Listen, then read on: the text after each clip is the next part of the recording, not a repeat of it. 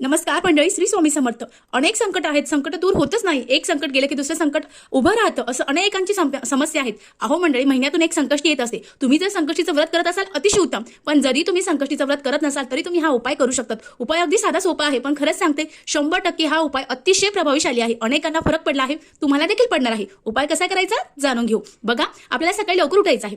त्यानंतर स्नान करायचं आहे. स्नान झाल्यानंतर आपल्याकडे गणपती बाप्पाची मूर्ती असणार आहे. नसेल तर तुम्ही अगदी सुपारी देखील ठेवू शकतात.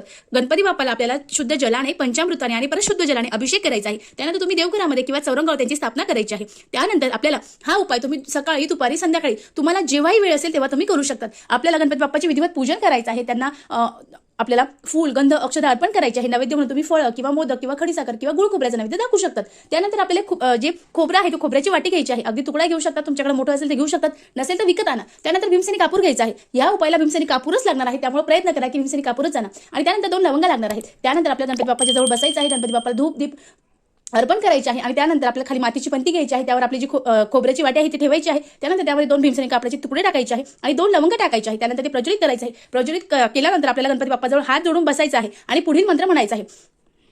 मंगलमूर्ती विघ्नहरा दुरितनाशना कृपा करा.